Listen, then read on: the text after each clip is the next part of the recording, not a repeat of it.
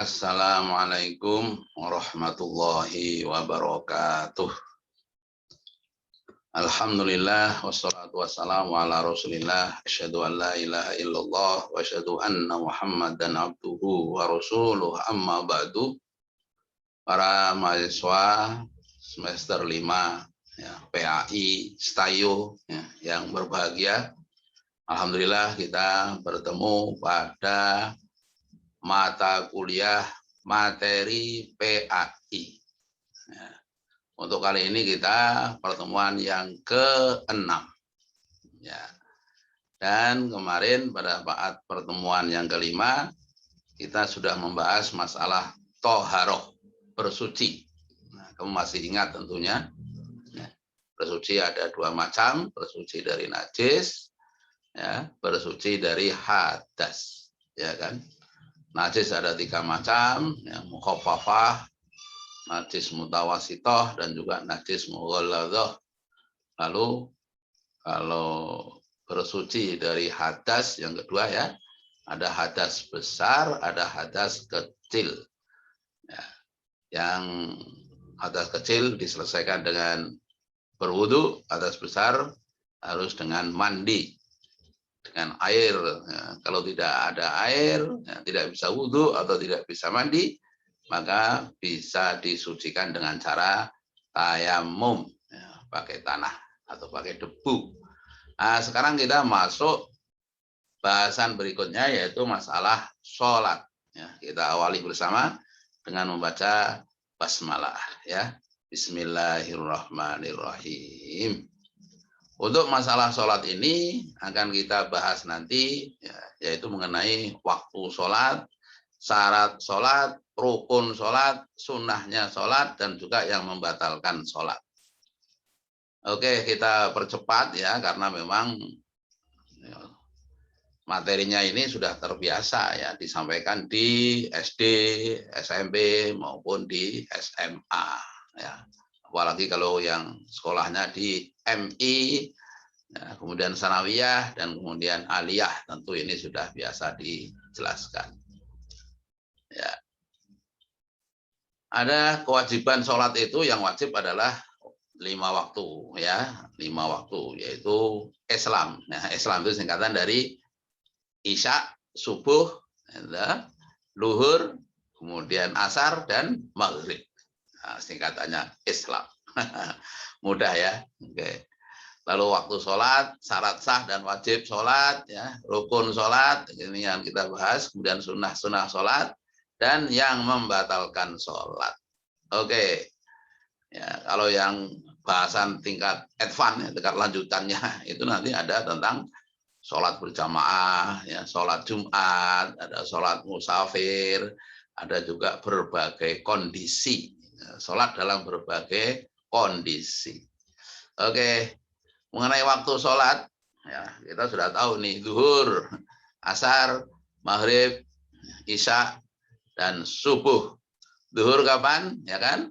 Sejak zawalnya, zawal itu tergelincirnya matahari tengah-tengah itu, ya, sampai waktu asar.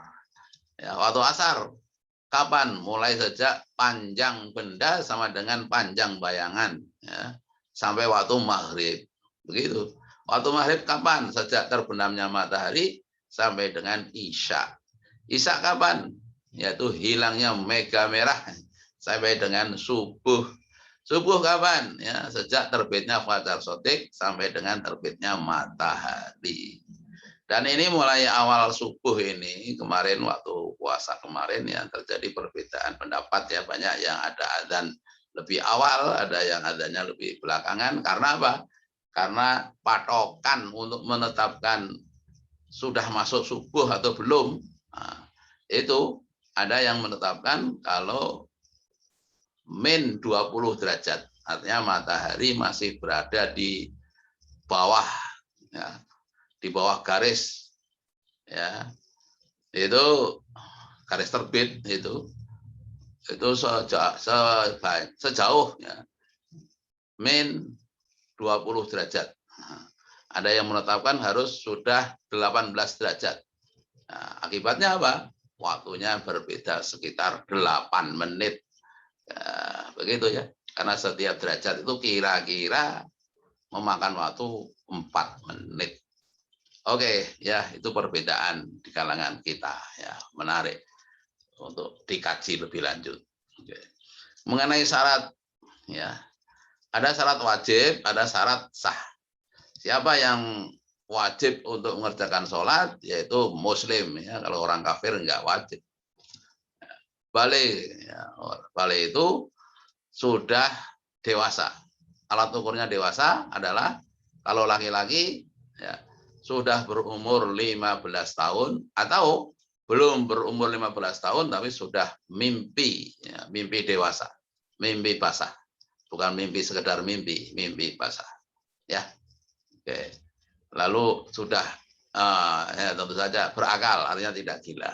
Nah, ini wajib mengerjakan sholat. Ya, kalau kembali ke tadi yang balik, kalau wanita itu sudah berumur 15 tahun atau sudah menstruasi. Jadi walaupun umurnya itu kurang dari 15 tahun tapi sudah menstruasi, sudah haid, maka ia telah wajib sholat. Rata-rata di Indonesia itu wanita itu mengalami menstruasi saat berumur sekitar ya 11, 12, 13 tahun. Begitu ya, rata-rata. Tapi ini tergantung kondisi. Ya, masing-masing berbeda. Mungkin masing-masing lingkungan juga bisa berbeda. Ya. Lalu yang syarat sah, nah, apa? Sudah tahu ya. Sudah tahu masuk waktu. Nah, kalau belum tahu belum wajib. Gitu. Suci dari hadas, baik hadas kecil maupun hadas besar, tentu saja. Apalagi yang besar, yang kecil saja harus. Ya. Suci dari najis, ya, maka pakaian dan lain-lain, tempat itu harus suci dari najis. Apa itu najis? Kemarin sudah kita bahas. Lalu menutup aurat, ya, menutup aurat. Ya. Yang namanya aurat itu buat laki-laki adalah ya, ma baina surah wa rubbah, yaitu antara lutut sampai pusat. Nah, itu harus ditutup. Ya, jadi kalau misalnya hanya sekedar pakai kaos oblong itu sudah sah. Tetapi ya masa mau menghadap Allah hanya pakai kaos oblong ya, mau ketemu Pak Lurah aja kita tertib, masa mau ketemu Allah dengan hanya pakai kaos oblong ya, jangan ya. Yang bagus begitu. Lalu menghadap kiblat ya. Pak kalau bingung ya silakan beristihad menghadap kemana saja. Kalau bingung begitu ya. Ya, tapi sekarang kan sudah ada alat ya untuk mendeteksi mana arah kiblat. Nah, rukun sholat. Nah, ini kita percepat saja ya. Rukun sholat itu yang pertama niat tentu saja. Rukun itu sesuatu yang harus ada pada saat kita melaksanakan. Kalau syarat harus sudah ada sebelum kita melaksanakan sholat. Nah, itu syarat sholat. Bedanya syarat dan rukun ya. Nah, rukun sholat itu niat. Nah, ya, niat itu terletaknya di hati. Ya, kalau mau baca usolli fardhu subhi rakaataini mustaqbilal qiblati lillahi ta'ala, adaan lillahi ta'ala, makmuman atau imaman ya. Itu gunanya hanya sekedar untuk membantu hati. Jadi kalau misalnya tidak diucapkan niat itu boleh saja, sah saja. Lalu yang kedua takbiratul ihram, yang baca Allahu Akbar yang pertama kali ya itu takbiratul ihram. Sedangkan takbir yang berikutnya ya itu disebut dengan takbir intikal ya, beda itu. Takbir intikal. Kenapa disebut takbiratul ihram? Karena kalau itu sudah diucapkan maka segala yang tadinya dibolehkan menjadi terlarang ya. Makan terlarang, berkata-kata terlarang gitu. Maka namanya takbiratul ihram. Harus berdiri bagi yang mampu. Yang tidak mampu berdiri boleh duduk. Yang tidak mampu berduduk boleh berbaring. Kalau tidak mampu lagi boleh sebisanya. Ya. Bahkan bisa juga dicampur pada saat baca Al-Fatihah berdiri dia karena mampu. Tapi pada saat rukuk dan sujud nggak bisa dia, sambil duduk. Begitu. Kamu mungkin banyak melihat ya, di masjid ada orang yang sholat pakai kursi ya, saat dia baca Al-Fatihah berdiri ya, pada saat rukuk duduk dia, pada saat ya sujud dia dalam keadaan duduk di kursi. Boleh saja ya. Kemudian membaca Al-Fatihah ya, makanya kamu membaca Al-Fatihahnya harus betul fasih ya, karena dibaca 17 kali minimal ya sehari semalam. Dan itu merupakan rukun bacaan Al-Fatihah itu ya, sehingga harus benar, harus fasih begitu. Ya, kadang-kadang ada yang baca iyyaka na'budu dibaca iyyaka na'budu ya, tanpa tasdid. Itu nanti maknanya sudah berubah. Oke. Kemudian rukuk dengan tumak ninah ya, rukuk dengan tumak ninah ya. Saya kira sudah biasa kita iktidal dengan tumak ninah itu anteng gitu ya, jangan tergesa-gesa. Ya, lalu sujud dengan tumak ninah ya, tumak ninah itu anteng, sekali lagi sujudnya juga ya, antengnya itu minimal sekadar membaca subhanallah. Tapi jangan minimalis lah ya, dinikmati sujud itu ya. Oke, duduk antara dua sujud. Ya. Duduk tahiyat akhir, ini juga termasuk rukun. Ya. Lalu baca tahiyat akhir, baca at-tahiyatul mubarakatus sholawatut thayyibatulillah. Ya, ada yang bacanya at-tahiyatulillah wassolawat wat thayyibat dan seterusnya. Ada sholawat, ya, sholawat itu Allahumma sholli ala Muhammad. Nah, begitu ya, ini sholawat. Wa ala ali Muhammad. Ya, ada yang ditambah dengan Sayyidina, ya silakan. Ya. Tapi sebaiknya menurut, kalau yang saya lakukan ya, kalau di luar sholat ya saya tambah dengan Sayyidina. Tapi kalau dalam sholat ya saya tanpa membaca Sayyidina. Ya seperti yang diajarkan Rasul begitulah. Ya. Lalu salam ya. Salam itu kanan, yang wajib itu ke kanan. Assalamualaikum warahmatullahi dan assalamualaikum warahmatullahi. Ya, itu sunatnya ya. Lalu tertib itu urut, nggak boleh ya. Pertama salam, yang kedua nanti baru niat, ya, itu nggak boleh. Oke. Lalu sunnah sholat, wah itu banyak ya. Sunnah sholat itu ada sholat sunnah abad, ada sunnah hayat. Abad itu kalau tertinggal atau lupa ya, tertinggal, maka bisa diganti dengan sujud sahwi. Itu perlu diganti dengan sujud sahwi. Abad ya. Apa itu? Tasyahud awal ya. Kalau sholat duhur, asar, maghrib, isya itu kan ada tasyahud awal. Kalau sholat subuh nggak ada tasyahud awal ya, langsung tasyahud akhir karena hanya 2 rakaat. Lalu sholawatnya, sholawat tasyahud awal itu termasuk sunnah abad. Lalu kunut subuh dan witir ini bagi kunut subuh dan kunut pada saat sholat witir. Bagi yang punya paham bahwa sholat subuh itu disunahkan untuk melakukan kunut. Ya, Imam Syafi'i menetapkan sholat subuh itu sebelum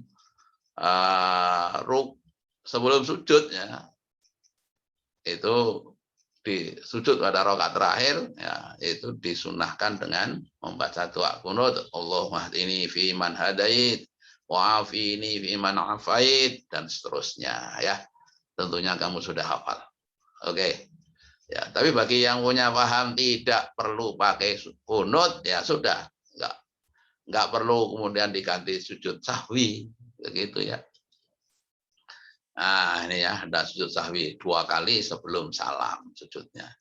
Lalu yang sunnah hayat, ini banyak sekali ya. Nah, angkat tangan, sedekap, doa iftitah, ta'awud, takmin, ya. Baca ayat, jahar, takbir, intikal, ya. Tasbih, ruku, sujud, dan seterusnya. Termasuk salam yang kedua. Ini sunnah hayat. Kalau ditinggalkan dengan sengaja pun tidak perlu diganti dengan sujud sahwi. Oke. Lalu yang membatalkan sholat apa saja? Ya, berbicara di luar bacaan sholat, ya kan? makan minum. Nah, masa Pak, mau lagi sholat kok mau makan minum? Yang kadang-kadang kejadiannya itu ya kita baru makan, selesai makan tidak berkumur dulu, tidak gosok gigi dulu, langsung sholat. Tiba-tiba saat sholat ada selilit yang keluar dari gigi-gigi kita. Ya, kamu telan, wah itu batal sholatnya. Ya, itu yang namanya makan. Ya, masuk di dalamnya minum. Oke, lalu banyak bergerak. Nah, banyak bergerak itu para ulama menetapkan 3 kali berturut-turut. Jadi kukur-kukur misalnya ini gatal ini kukur-kukur sampai 3 kali kruk kruk kruk. Ya. Maka kalau kukur-kukur itu satu ada jari-jari saja bergerak-gerak begini ya. Nah, kalau hanya jari-jari bergerak gini, ini dianggap gerakannya hanya tidak banyak. Gitu. Ya.